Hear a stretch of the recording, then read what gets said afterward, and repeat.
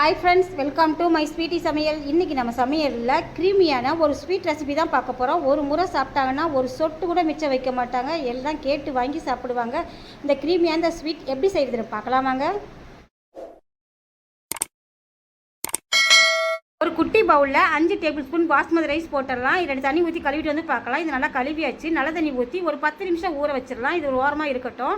ஒரு குட்டி பவுலில் 15 பாதாம் எடுத்து வச்சுருக்கிறேன். சூடாக உள்ள தண்ணி ஊற்றிடலாம். இது ஒரு 10 நிமிஷம் ஊறட்டும். அப்போ தான் தோல் உரிக்கிறதுக்கு நமக்கு ஈஸியாக இருக்குது. இது ஒரு ஓரமாக இருக்கட்டும். ஒரு பாத்திரம் அடுப்பில் வச்சு 1 லிட்டர் பால் ஊற்றிருக்கிறேன்.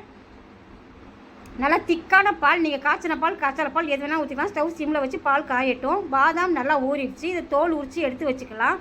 ஒரு மிக்சி ஜார் எடுத்துக்கலாம். நம்ம ஊற வச்ச பாஸ்மதி ரைஸ் கொஞ்சம் தண்ணியோடு இருக்குது, அதை அப்படி மிக்சி ஜாரில் ஊற்றிடலாம். தோல் உரித்த பாதாமையும் அதில் போட்டுடலாம். இப்போ நைஸாக அரைச்சிட்டு வந்து பார்க்கலாம். இப்போ நைஸாக அரைச்சாச்சு, நல்லா வெண்ணெய் போல். இப்போ இது ஒரு ஓரமாக இருக்கட்டும்.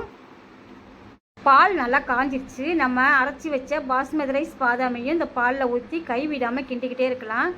நம்ம நல்லா அரைச்சிட்டதுனால சட்டுன்னு ரெடி ஆகிடும். ரொம்ப நேரம் எடுக்காது. கைவிடாமல் கிண்டிக்கிட்டே இருங்க, இல்லாட்டினா மாவு அடியில் தங்கிடும்.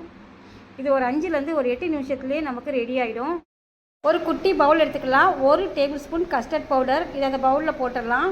இப்போ கொஞ்சம் தண்ணி ஊற்றி கட்டி இல்லாமல் கரைச்சிக்கலாம். நான் தண்ணி ஊற்றி கரைக்கிறேன். நீங்கள் பால் எடுத்து வச்சுருந்தீங்கன்னா பால் ஊற்றி கூட கரைச்சிக்கலாம், உங்கள் விருப்பம் தான். நான் பால் எடுத்து வைக்கல, அதனால தண்ணியில் கரைச்சிக்கிறேன். இப்போ கட்டி இல்லாமல் நல்லா கரைச்சிக்கலாம். இப்போ நம்ம ரெடியாக இருக்கிற பாயாசத்தில் ஊற்றிடலாம். ஊற்றுறதுக்கு முன்னாடி ஒரு முறை நல்லா கரைச்சிக்கோங்க. இப்போ இதெல்லாம் ஊற்றிட்டு இப்போ கை விடாமல் நல்லா கிண்டிக்கிட்டே இருக்கலாம். நல்லா திக்காக வரும், அது வரையும் நல்லா கிண்டிகிட்டு இருக்கலாம். இப்போ ரெடியான பிறகு தான் நம்ம சர்க்கரை போடணும். இப்போ பாயாசம் ரெடி ஆகிடுச்சு. 1/2 கிலோ சர்க்கரை போட்டு ஒரு 2 நிமிஷத்துலேயே சர்க்கரை நல்லா கரைஞ்சி நமக்கு பாயாசம் ரெடி ஆகிடுச்சு. இப்போ இது அப்படியே இருக்கட்டும். இப்போ ஒரு தாளிச்சிடலாம். ஒரு குட்டி ஃபேன் வச்சு 2 ஸ்பூன் நெய் ஊற்றிக்கிறேன். நெய் உருகட்டும், வெயிட் பண்ணலாம். நெய் உருகிடுச்சு. 15 முந்திரி போட்டுறேன். முந்திரி மட்டும் தான் நான் வச்சுருக்கிறேன். உங்கள்கிட்ட என்னென்ன நட்ஸ் இருக்குதோ எது வேணாலும் நீங்கள் போட்டுக்கலாம். இப்போ ஸ்டவ் சிம்மில் வச்சு முந்திரி கருகாமல் நல்லா பொன்னிறமாக நல்லா வறுத்து எடுத்துக்கலாம். முந்திரி நல்லா செவந்து பொன்னிறம் ஆயிடுச்சு. பாஸ்மதி பால் பாயசம் ரெடியாக இருக்குது, அதில் ஊற்றிடலாம்.